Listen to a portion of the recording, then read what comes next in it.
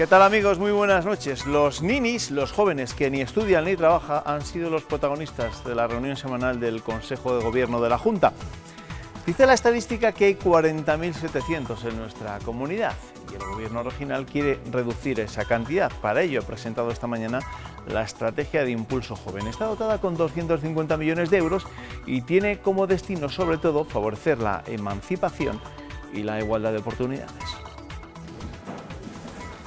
250 millones hasta 2020 y 142 medidas conforman una estrategia que se dirige a los 440.000 jóvenes de la comunidad, pero especialmente a los 40.700 que ni estudian ni trabajan, poniendo especial énfasis en el empleo. Programas mixtos de formación y empleo, ayudas para establecerse como autónomos, fomento de la contratación por cuenta ajena, medidas personalizadas de inserción laboral. García dice que son ya 33.000 los jóvenes apuntados a la garantía juvenil y que los fondos se están aplicando. Hay también acciones para retener el talento joven. Los jóvenes que desarrollan programas en Castilla y León de movilidad al extranjero, la posibilidad de que retornen ya para desarrollar prácticas laborales en empresas de Castilla y León.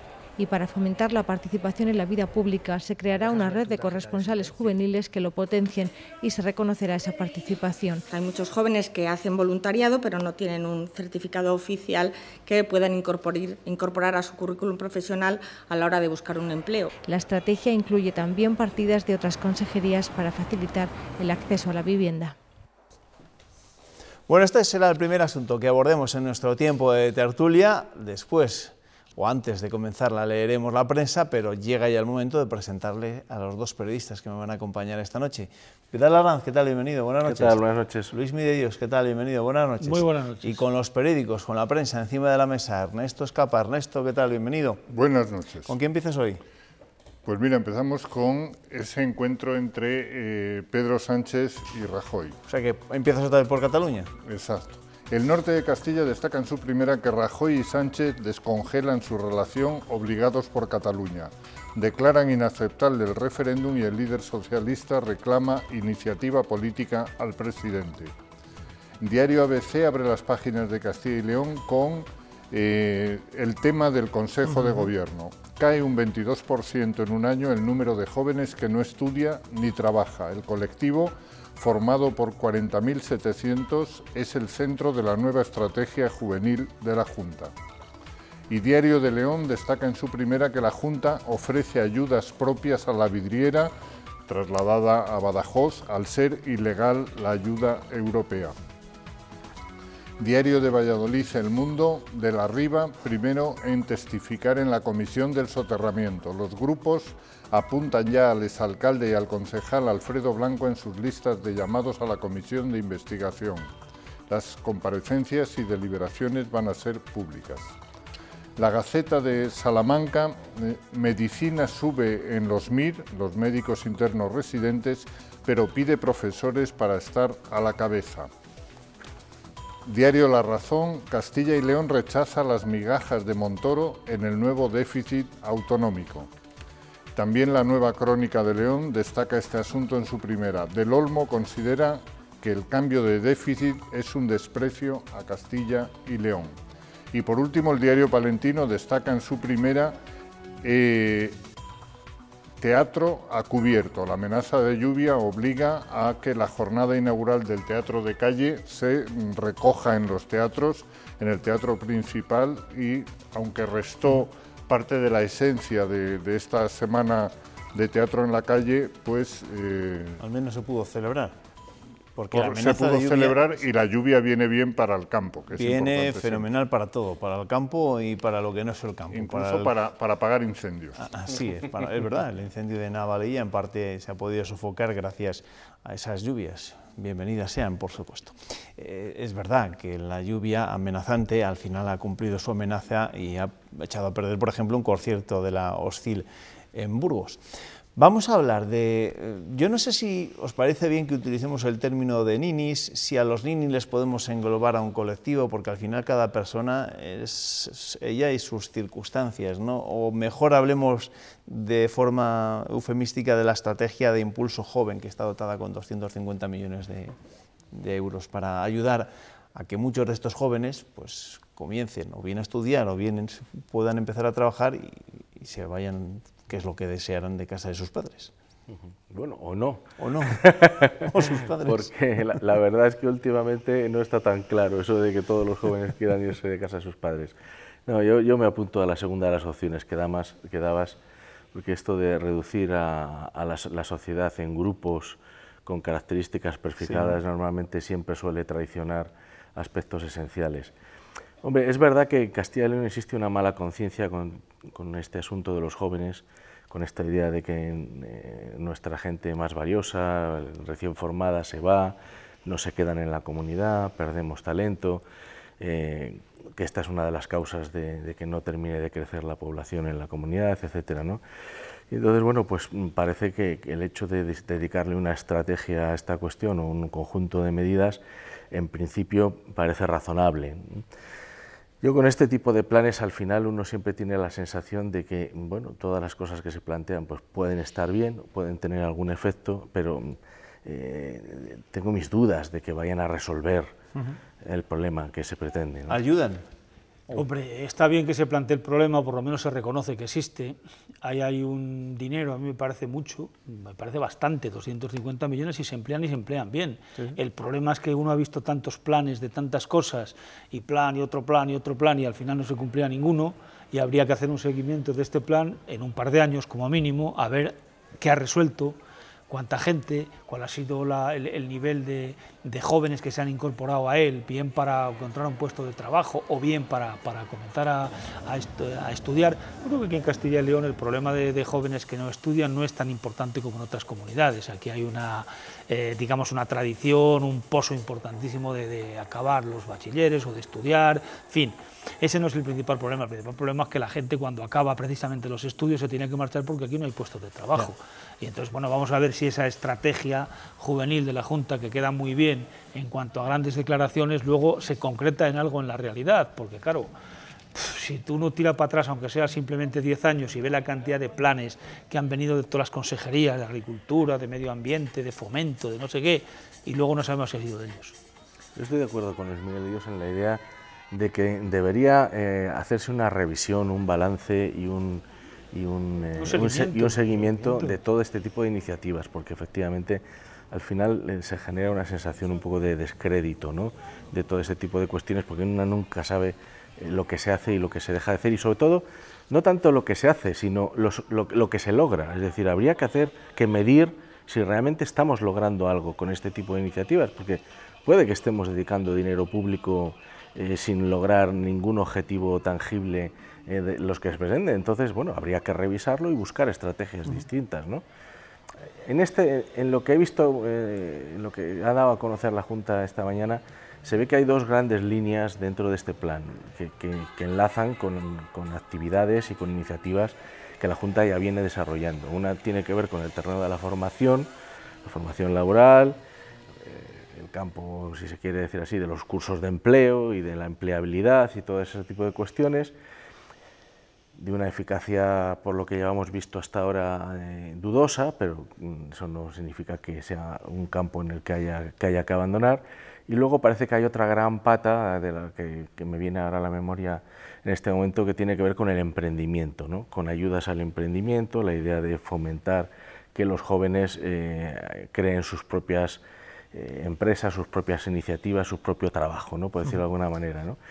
Bueno, bien está, pero insisto, llevamos dando ayudas al emprendimiento a mujeres, a jóvenes, a parados de 55 años, a todo el mundo desde hace por lo menos 10 o 15 años, y me gustaría hacer balance de cuántas empresas sobreviven, cuántas se crean, etcétera, ¿no? Bueno, para ser justos hay que reconocer que la cuando defiende la población quiere decir simplemente que todo esto pues no está fijando a la gente que se tenía que quedar. Claro, y es que a mí en todo esto pues también Vidal ha utilizado la palabra emprendimiento, emprendedores, que es que tú hablas con gente que quiere hacer algo, se acoge a lo que se cuenta en una rueda de prensa o a lo que sale publicado y resulta que al día siguiente todos son pegas, tiene que pedir un informe de medio ambiente, 27 informes sobre los caracoles que cruzan por allí por la mañana, etcétera, etcétera, etcétera, y resulta que abandonan o dicen, mira, si es que para 3 pesetas que me van a dar, pues lo dejo, y así, y luego en todos estos planes pues hay que recurrir a aquello que se decía de que yo hago la ley, dice, haga usted la ley, yo hago el reglamento, es decir, lo pones ahí todo, pero dices, tienen derecho todos menos, los que tengan los ojos azules, los que tengan calvos, los tal, y se quedan muy pocos. Y eso viene ocurriendo con muchos planes. Bueno, vamos a hablar de otros asuntos, que decía yo antes que la consejera Alicia García en ningún momento ha utilizado durante esa presentación del plan de la estrategia de impulso joven el término nini. Eso es algo que utilizamos quizá más los periodistas para entenderlos. El ministro de Hacienda es un experto en crear enemigos o en enfadar a todo el mundo, y no es la primera vez que lo consigue con la consejera Pilar del Olmo. Resulta que la semana pasada Montoro sacó adelante el objetivo de déficit, el 0,3%, gracias al apoyo de las comunidades del Partido Popular, a las que ahora deja con un palmo de narices, porque ha decidido relajar ese objetivo para ganarse el apoyo de las comunidades socialistas. En fin, un desplante en toda regla que ha motivado esta respuesta de la consejera de Economía y Hacienda. Me parece un desprecio a esta comunidad que les hemos apoyado un objetivo de déficit y un desprecio que evidentemente podía habérselo ahorrado si el otro día nos hubiera dado esta posibilidad, que era cerrar un 0,4. Por lo demás, conforme con una décima más, pero como digo, financiación estable, ingresos ordinarios, porque es lo que necesita Castilla y León. Es que lleva razón la consejera, ¿no? También manda narices, ¿no? El ministro, más o menos, entre comillas, fuerza a los suyos, a los de su partido, a decir que sí al 0,3% y ahora resulta que por su cuenta y riesgo lo cambia para convencer a las del Partido Socialista. Pues claro, ¿qué le van a decir desde la oposición? Que están es que no estoy de acuerdo que sea por su cuenta y riesgo. Yo creo que Montoro, el que mueve el guiñol es Rajoy, clarísimamente. Y si Montoro consigue que le apoyen en el techo de gastos o que le apoyen el presupuesto y para eso tiene que tragar con lo que está diciendo Ciudadanos, Rajoy tiene asegurado hasta el 2020 o hasta el 2019 ya los presupuestos porque puede prorrogarlos. Con lo cual es fácil, cede y además es una cosa popular, es decir, bueno, dicen estos que bajemos los impuestos, los vamos a bajar. Y a cambio, pues esa otra décima y tal. Y actúa clarísimamente en una estrategia diseñada desde la Moncloa pues para intentar escalvar los presupuestos. Y aunque tengas que dejar así sí, fatal a los porque tuyos. Sabe que estos, aparte de una declaración fuerte de la consejera o del de La Rioja o del de Murcia, de los suyos, que bueno, pues pueden decir lo que quieran, no va a pasar de ahí. No va a haber ninguna huelga contra ellos, ni va a haber ningún grupo, ni ninguna nada. Entonces dices, bueno, pues mira, chico, ¿qué vamos a hacer? ¿Tú crees que Mañueco se va a enfrentar desde el Partido Popular por una décima de estas a Montoro o a Rajoy? Hombre, no fastidies. Claro, no lo digo por eso, porque claro, luego viene el líder de Podemos, como hemos escuchado ya a Pablo Fernández decir que lo que hace el Partido Popular de Castilla y León es agachar la cerviz, ¿no? Cada vez que tiene que ir a Madrid a este tipo de reuniones. Sí, pero eso viene pasando desde Aznar para acá. Ya. Y aquí estamos. Aquí estamos. Sí, hombre, a ver, el contexto que ha explicado Luis Miguel de Dios yo creo que es imprescindible para entender algo, por si no, sinceramente no sería fácil de comprender este comportamiento de Montoro, sería un comportamiento que habría que tachar de irresponsable, ¿no? Es decir, hombre, si usted estaba dispuesto a llegar al 0,4, pues ceda, negocie antes y ceda antes, ¿no? Pero bueno, quizá el haberlo hecho de este modo es lo que permite llegar al acuerdo, porque en política sabemos que las cosas funcionan así, ¿no? Es decir, tú fuerzas el acuerdo en el 0,3 y desde el hecho de que el 0,3 ya está aprobado, ceder luego al 0,4 es un gesto que se puede entender como una cesión a las comunidades socialistas y por consiguiente como una baza de negociación política. Y efectivamente, por el camino, pues dejas a los pies de las ruedas a tus comunidades afines, ¿no? Pero, en fin, no debería ir más allá de eso. No es tampoco una cosa excesivamente grave, eso sí, es que dice el desprecio, pues sí, a los que le apoyaron hace apenas una semana, pero bueno, y a nivel de la gente, pues tampoco, o sea, lo discutimos ahora los periodistas y probablemente los políticos hacen declaraciones, pero tú, como yo digo siempre muchas veces, vas a un bar y mira a ver quién está hablando del déficit del año que viene. Pocos. Es así de fácil. Pocos. Decía yo que el líder de Podemos también ha querido valorar que se dé una décima más a las comunidades, pero ha criticado la falta de respuesta del gobierno regional ante la presión que ejerce Hacienda sobre las comunidades autónomas. Pablo Fernández presentaba esta mañana una proposición no de ley en la que su grupo va a pedir a la Junta que no retrase más el plan plurianual de convergencia interior. Es injustificable que el Partido Popular no quiera revertir los desequilibrios territoriales en tanto en cuanto no se apruebe su modelo territorial. Entendemos que eso es una tropelía y que el Partido Popular no puede imponer su modelo y que en tanto en cuanto no se apruebe su modelo nos ponga en marcha los mecanismos para revertir las desigualdades.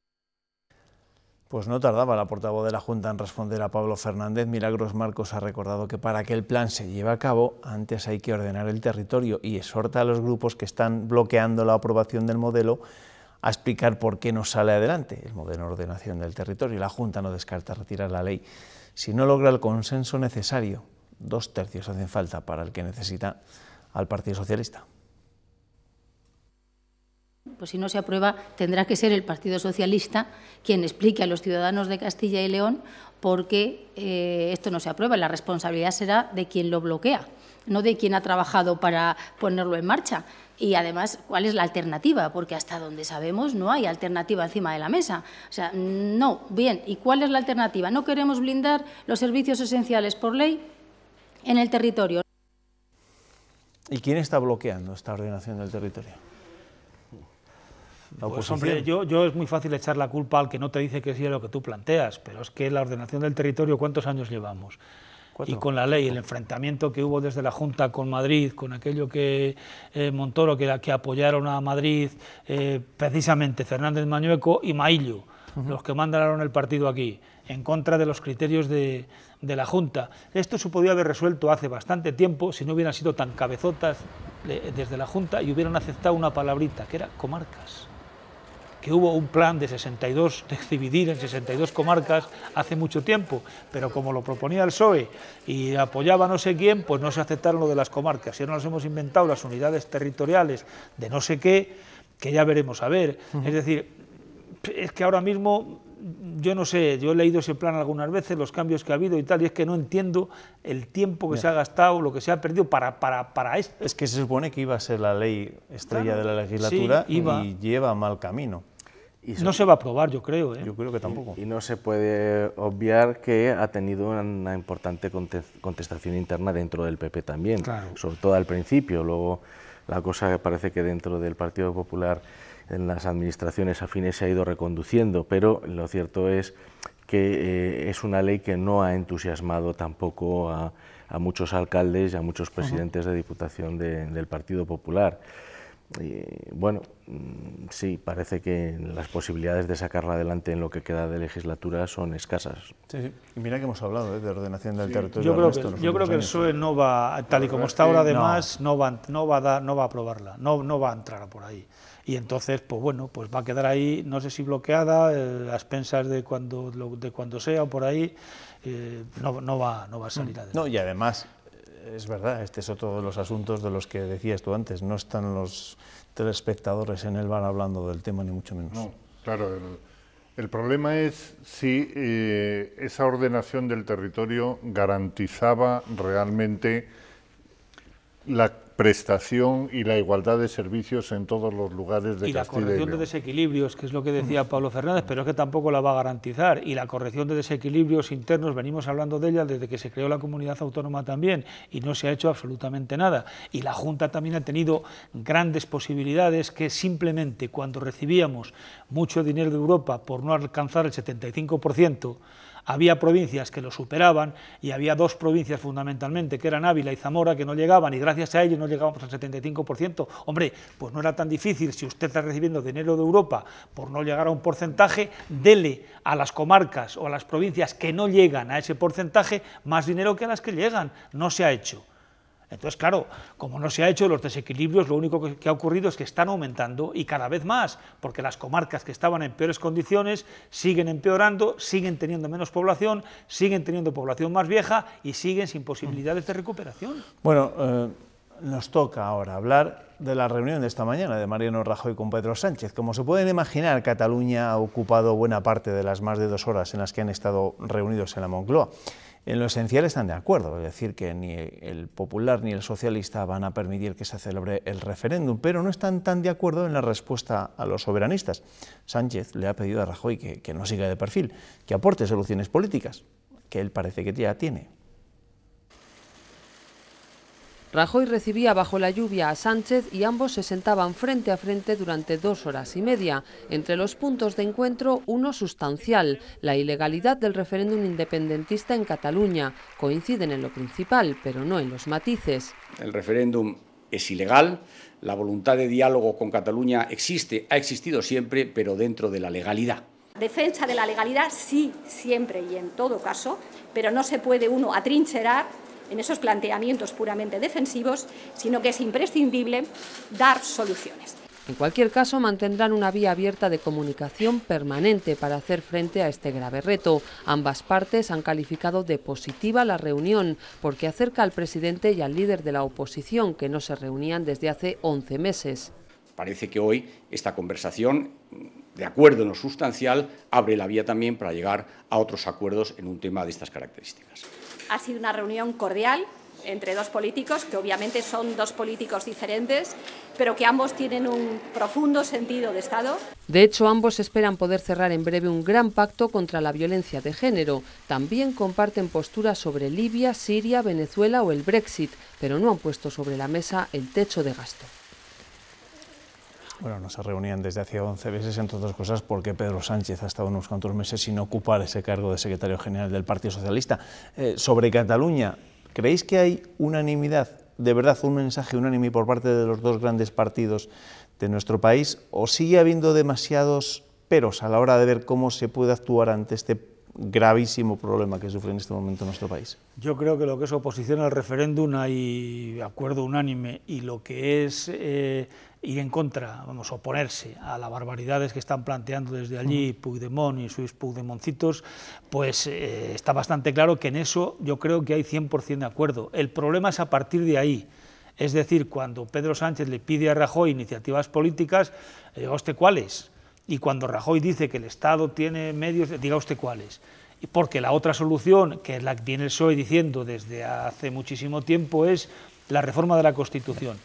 Si el PP apostara por la reforma de la Constitución para dar paso a ese federalismo, que no va a ser la panacea, pero a lo mejor habrá alguna espita o habrá alguna posibilidad, pues se podría abordar. El problema es que el PP no está por la reforma de la Constitución, y para hacer una reforma de la Constitución fuerte, que cambie el artículo 8 y que el artículo 8 intente adaptarlo al siglo XXI y a la situación que hay ahora, pues hace falta una mayoría muy cualificada, que no la tiene un partido solo y que no la va a tener a partir de estos momentos.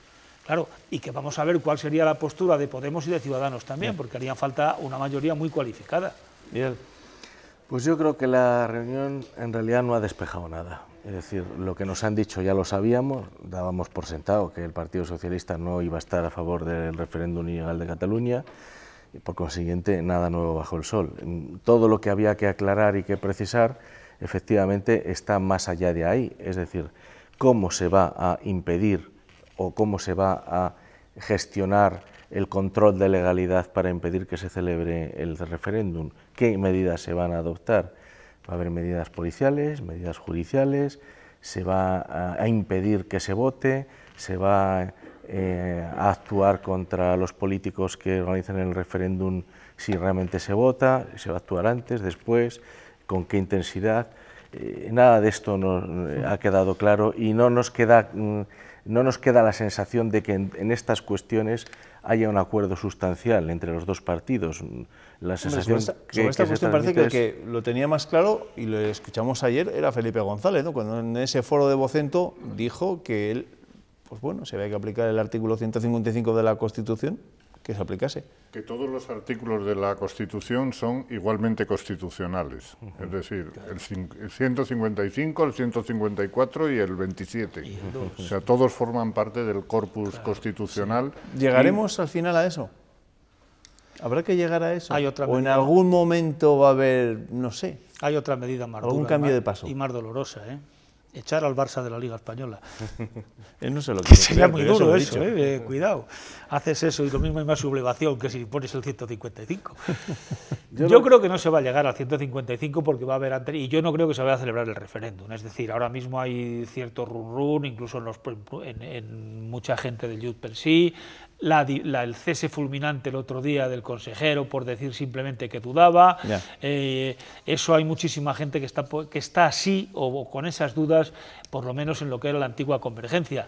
Y yo creo que de aquí a octubre van a pasar todavía bastantes cosas, que no va a ser necesario el 155, pero bueno, lo que decía antes Ernesto, es tan constitucional como cualquier otro, ahí está. Yo creo que el Estado tiene que dar, por una vez, y sin que sirva, o que sirva de precedente, más que sin que sirva, y que sirviendo de precedente, una exhibición de firmeza en el respeto, en la exigencia del respeto a la legalidad. Que eso deba conducir necesariamente a la suspensión de la autonomía catalana o efectivamente se pueda ir dando pasos acoplados a las necesidades que vaya generando la situación, pues yo creo que la prudencia siempre es buena compañera de viaje en la resolución de cualquier conflicto. Pero lo que no puede ser es que la prudencia nos lleve a la tibieza y a la debilidad y a la no defensa de la ley, que es lo que se ha hecho hasta ahora. Claro, pero esa tibieza precisamente llevamos ya 4 años y han llegado las cosas a donde han llegado precisamente por eso, y hay otra forma de actuar también que no se está ejercitando, creo, en exceso, que es la batalla internacional.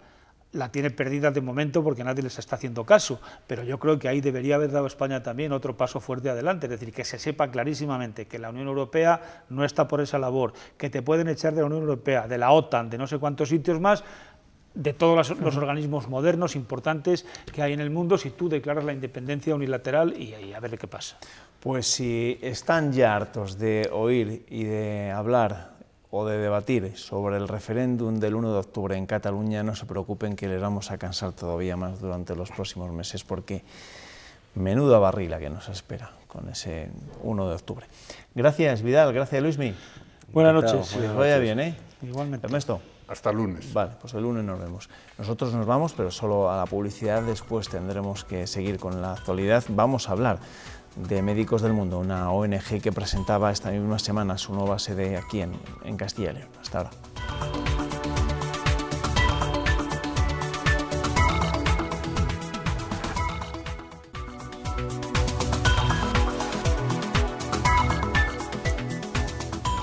Esta semana la ONG Médicos del Mundo ha inaugurado sede en nuestra comunidad, una excusa perfecta para conocer el trabajo que desarrollan estos profesionales voluntarios en lugares remotos, pero también entre inmigrantes que vienen a nuestro propio país. Su representante en Castilla y León es Pedro Campuzano y, como les digo, nos acompaña en el tiempo de entrevista. ¿Qué tal? Bienvenido, Pedro. Buenas noches. ¿Qué tal? Buenas noches. Bueno, primero, para empezar a conocer la situación, ¿qué es Médicos del Mundo? Una ONG que, por cierto, cumplís ya 26 años, ¿no?, de existencia. Sí, Médicos del Mundo es una ONG de personas, sobre todo voluntarias, socias, que trabajan tanto aquí como allá. Trabajan por el derecho a la salud de todas las personas, tanto en países, digamos, empobrecidos o en vías de desarrollo, como en España. ¿Y por qué una sede ahora en Valladolid? Bueno, Médicos del Mundo, con una sede ahora en Castilla y León, ya tiene presencia en 14 de las 17 comunidades autónomas. Médicos del Mundo lleva trabajando en Castilla y León desde aproximadamente el año 2000, que abrió una pequeña representación en Palencia, que no duró mucho, y tiene un trabajo importante en lo que es cooperación al desarrollo, gracias a proyectos que se financian desde la Junta o de la Diputación, y digamos que la población de Castilla y León ha estado apoyando desde el 2006 distintos proyectos, tanto en Tanzania como en el Sáhara, principalmente, también en el terremoto de Haití, y digamos venimos a continuar ese trabajo que se estaba haciendo en cooperación al desarrollo, iniciando un proyecto aquí con personas de Valladolid. ¿En qué se parece o en qué se diferencia Médicos del Mundo de Médicos Sin Fronteras? Bueno, Médicos Sin Fronteras sobre todo hace acción humanitaria, es decir, ayuda en emergencias, desastres, etc. Y Médicos del Mundo hace, digamos, más cooperación al desarrollo y también tiene proyectos locales en países, digamos, ricos, como podría ser España. Su organización, y lo podemos leer en su página web, nace para garantizar el cumplimiento del derecho fundamental a la salud y el disfrute de una vida digna para cualquier persona. ¿Ese derecho no se está cumpliendo en algunos países occidentales? ¿No se está cumpliendo, por ejemplo, en España? Pues creemos que no, y de hecho luchamos para visibilizar todas las veces en las que no se hace cumplir ese derecho. Hay múltiples veces que ese derecho se vulnera o no se respeta, pero quizás uno de los principales motivos es el Real Decreto 16/2012, una ley que se aprobó en 2012 y que dejó a las personas inmigrantes en situación irregular sin derecho a la asistencia sanitaria. ¿Ustedes han estado en contacto con grupos políticos para intentar que se derogue ese Real Decreto? Eso es, en 2015 se hizo un pacto por la sanidad universal que, digamos, los principales partidos de la oposición, exceptuando Ciudadanos, lo firmaron. Y pensamos este año volver a repetir algo parecido y volver a intentar tener cada vez más apoyos con partidos políticos para lograr derogar esta ley. ¿La sanidad es un lujo para algunos, entonces? La sanidad, que debería ser un derecho, no lo es para todo el mundo. Es decir, no todo el mundo tiene acceso y tiene que hacer frente a veces a costes o a no poder acceder a la sanidad a la que deberían tener derecho. ¿Y ustedes confían que esta situación se pueda cambiar durante los próximos años, una vez que ya se nos dice que hemos abandonado lo peor de la crisis? Se podría abandonar mañana mismo si se derogara esta ley y se hicieran cumplir, digamos, las leyes que garantizaran un acceso universal y que mejoraran la asistencia para todo el mundo. No es una cuestión de recursos, es decir, el Real Decreto no ha demostrado tener ningún ahorro, ha demostrado ser ineficiente, injusto y además algo no ético.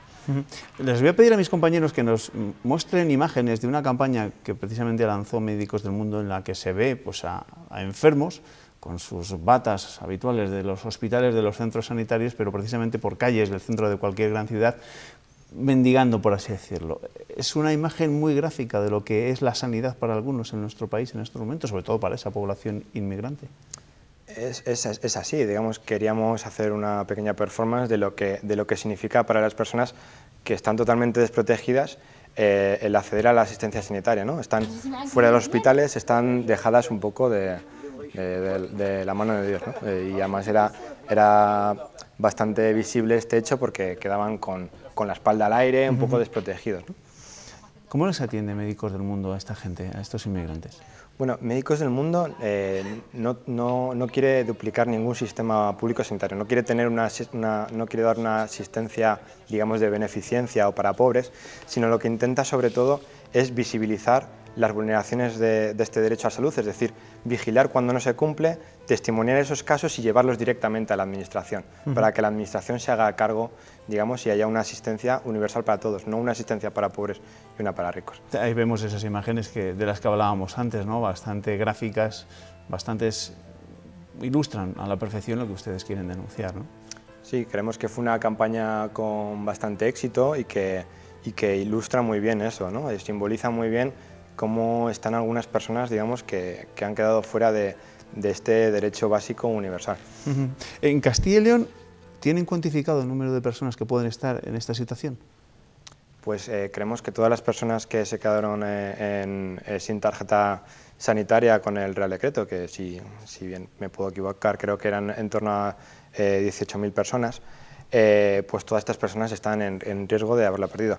Y además, sobre todo, se crean, digamos, efectos un poco perniciosos, ¿no?, con este tipo de leyes, que ya no es tanto a veces que si se acercasen a los centros de salud pudiesen atendidos, sino que manda un mensaje a la población de que no tienen derecho y que esas propias personas, digamos, tienen miedo a acercarse para labores preventivas o para hacer seguimiento de su embarazo, etcétera, porque tienen miedo de ser rechazados por el sistema o de ser perseguidos por la policía por estar en situación irregular y llegar a un lugar en el que no le van a atender. ¿Y ustedes, cuando han tenido que atender a esta gente, a esta población que no recibe la atención habitual de la sanidad pública, entiendo que se habrán enfrentado a situaciones muy duras, ¿no?, dramáticas? Claro, es decir, hay personas, digamos, que ven comprometida incluso su vida, tienen enfermedades crónicas graves que no pueden hacer frente a los medicamentos, no hacen los seguimientos necesarios por el especialista, etcétera. Estamos hablando de enfermedades a veces oncológicas, de diabetes, de problemas cerebrovasculares importantes, y entonces, claro, hay muchas situaciones muy duras. ¿Esta situación se da igual también en otros países? Es decir, ¿la sanidad pública española es más solidaria con los inmigrantes que la sanidad de otros países de nuestro entorno? ¿O no? Bueno, es un análisis. La cuestión es que todos los países están caminando hacia la universalidad, es decir, todos los países han visto que es más eficiente, es menos costoso y, digamos, protege mejor tanto los derechos como también el beneficio económico, es decir, las personas sanas producen y trabajan mejor. En Suecia ahora mismo ha habido una ley para garantizar que todas las personas en situación irregular puedan hacerlo. Portugal, con toda la crisis tan grave que han tenido también, han mantenido ese sistema público de salud y yo creo que lo importante sobre todo es no retroceder en derechos adquiridos y en caminar hacia el sistema de cobertura universal de salud, que es esto, ¿no? Que todas las personas tengan acceso a una cobertura, digamos, lo más amplia posible y que no les genere un gasto que vaya, digamos, a condicionar sus vidas. ¿Existe alguna normativa europea que intente crear unos criterios, por así decirlo, básicos para atender a estos ciudadanos en todos los países de la Unión? Existen normativas europeas que sobre todo lo que hacen es decir esto, ¿no? Que no debe haber un retroceso en los derechos que se vayan adquiriendo en lo que es la cobertura básica de salud. Todas las directrices, tanto europeas como de la Organización Mundial de la Salud, van hacia este sentido, como le digo, ampliar lo más posible la cobertura para que llegue a toda la población.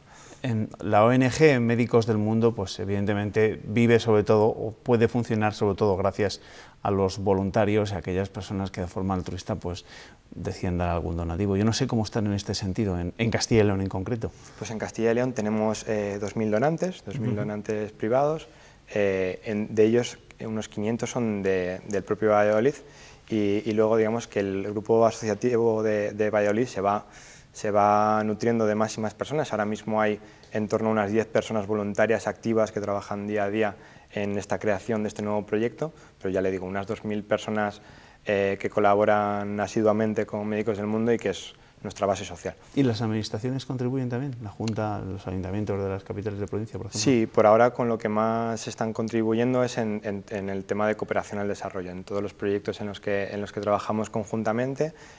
Principalmente tiene mucha historia el proyecto de Tanzania de salud materno-infantil, es decir, mejorar sobre todo los partos y la atención a las primeras etapas de la edad, y con eso por parte de la Junta de Castilla y León, y por parte de la Diputación y el Ayuntamiento de Valladolid, un trabajo muy importante en mejorar la sanidad en los campamentos saharauis, de lo que es dentro de Argelia, sobre todo en lo que tiene que ver con la especialidad oftalmológica, en asegurar las cirugías de las personas que en el desierto, digamos, tienen más problemas de visión y este tipo de cosas. ¿Y cómo está la situación desde un punto de vista sanitario en esos países de los que parece que solo nos acordamos cuando hay alguna gran catástrofe? Pues hay que, sobre todo lo importante y lo que intentan Médicos del Mundo es reforzar los sistemas públicos de salud, es decir, que tengan un sistema resistente a que pueda haber, por ejemplo, este tipo de cuestiones como catástrofes, terremotos, etcétera, y que ese sistema público de salud se vaya reforzando para dar la mejor sanidad posible. Por ejemplo, durante la crisis del ébola, una cosa importante es que no se dio solo por las condiciones, digamos, climatológicas o de cualquier tipo del país, sino porque el sistema sanitario público estaba muy debilitado. Si se pudieran tener sistemas sanitarios públicos mejores, digamos, este tipo de cuestiones se podrían solucionar. Gracias, Pedro Campuzano, representante de Médicos del Mundo en Castilla y León. Gracias y suerte. Muchas gracias, Juanma. Gracias, buenas noches. Después hablaremos con otro, en este caso doctor científico mejor, con el doctor autonomista. Pero antes les debo de contar que más de 13.000 personas vivirán de cerca el Festival Músicos en la Naturaleza en la localidad abulense de Hoyos del Espino. Será este sábado, pasado mañana. El ritmo de venta de entradas actual podría dar lugar a colgar el cartel de no hay billetes para una edición en la que Sting, Amaral y Nicky Hale ofrecerán buena música. Ya están preparadas las más de 3.400 plazas de aparcamiento y un dispositivo de coordinación de 900 personas. A los asistentes se les aconseja algo concreto. Canjear las entradas por las pulseras Fastpass, ¿no? Esto lo haremos desde el viernes a las 5 de la tarde en taquilla, el viernes de 5 a 8 y el sábado desde la 1 hasta las 8 de la tarde, hasta que empiece el concierto, y sí que recomendamos que todas las personas que vayan pues hagan el canje. Eso será este fin de semana. Ahora, como todos los jueves, a estas horas, nos vamos hasta el laboratorio del doctor autonomista. Doctor, ¿qué tal? Buenas noches. Reciclarás convenientemente los residuos, así serás un auténtico castellano y leonés. Buenas noches, joven Pérez. ¿Qué tal, doctor? Buenas noches. Hay que tener conciencia ecológica y reciclar. En Castilla y León nos ha costado coger la costumbre de separar las basuras, pero año a año van aumentando las cifras. Y según he leído esta semana en ABC, ya reciclamos 48 kilos de envases por persona, 11 kilos de plásticos al contenedor amarillo, 18 kilos de papel y cartón al contenedor de papel y otros 18 kilos de botellas al contenedor de vidrio. Separar las basuras es un buen hábito que reduce los residuos. Favorece la reutilización de los materiales, lo que además supone un ahorro. Y es que en Castilla y León no se tira nada. Fíjense, si no, en la foto de la semana, la de la reunión de los expresidentes del PP de Castilla y León, reunidos por Aznar este martes en una comida en la Ribera del Duero. Celebraban, les recuerdo, los 30 años de gobierno del PP en Castilla y León. Y nosotros que pensábamos que Aznar no se acordaba de estos páramos, tan poco dado como es aparecer en los actos institucionales de la comunidad. Pero vamos al tema de la semana, que es el reciclaje. La foto esta es un buen ejemplo de reutilización de políticos reciclados, empezando por el propio Aznar, que tras ser presidente de Castilla y León fue reciclado a presidente de España. Vaya. Jesús Posada fue presidente de Castilla y León y luego pues fue reciclado como ministro y presidente del Congreso. Juan José Lucas fue presidente de Castilla y León y después fue reciclado como ministro y presidente del Senado. Vaya, sigo. Juan Vicente Herrera fue portavoz del PP en las Cortes y después fue reciclado como presidente de la Junta. Hay que decir que Herrera es un caso peculiar, pues ha sido reciclado como presidente de la Junta varias veces consecutivas. Y para terminar tenemos a Alfonso Fernández Mañueco, ejemplo máximo de reciclaje político, pues a pesar de su juventud ha sido ya presidente de Diputación, consejero de la Junta, alcalde y muy posiblemente acabe siendo reciclado como presidente de la Junta. Si aprovechásemos los plásticos, papel y cartón y el vidrio como aprovechamos a nuestra clase política, seríamos los reyes del reciclaje. ¿De qué hablarían en esa comida los expresidentes con Herrera y Mañueco? Supongo que harían como cualquiera, hablar de los viejos tiempos, cotillear sobre el gobierno de Rajoy, especular qué va a pasar con Cataluña. Los políticos entre ellos son gente llana, no creo que hiciesen solemnes balances de lo que han hecho estos 30 años en Castilla y León. Pues háganos usted un balance rápido. ¿Qué se puede decir, en pocas palabras, de los 30 años del gobierno del PP? Pues al PP de Castilla y León hay que valorarlo más por lo que no ha hecho que por lo que ha hecho. No ha creado bolsas de voto cautivo, no ha promovido un regionalismo desquiciado, no ha protagonizado tanta corrupción como en otras regiones, no ha creado televisiones públicas con 30 canales. En fin, los vicios del Estado autonómico son menores aquí, así que esos señores de la foto no lo han hecho tan mal como dice la oposición. Bueno, le veo optimista y moderado esta noche. Es que ha vuelto a bajar el paro y eso me alegra el corazón. Ha bajado el paro en junio 9.600 personas en Castilla y León. Ya son 21.000 personas paradas menos que el mismo mes del año pasado. Los 155.000 parados que aún tenemos son muchos, pero ya no son 200.000 ni 250.000. A ver si poco a poco reciclamos parados, igual que reciclamos envases de plástico o cargos políticos. No está mal terminar la noche con optimismo y con buenas noticias, ¿eh? Ese optimismo, ya sabe usted, lo tendrá nuestro habitante perfecto, que será a la vez conservador y progresista, a la vez emprendedor y funcionario, a la vez laico y con temor de Dios, a la vez castellano y leonés. Adiós, doctor. Adiós, doctor optimista, esta noche. Nos vemos la semana que viene, ¿vale? Hasta el jueves que viene. Hasta el próximo jueves. Nosotros ya nos despedimos. Les recuerdo que las noticias madrugan este viernes en Castilla y León Televisión. Desde las 7:30 de la mañana, Pilar Ruiz nos va a contar cómo se despierta nuestra comunidad. Gracias, amigos, por su compañía. Que descansen.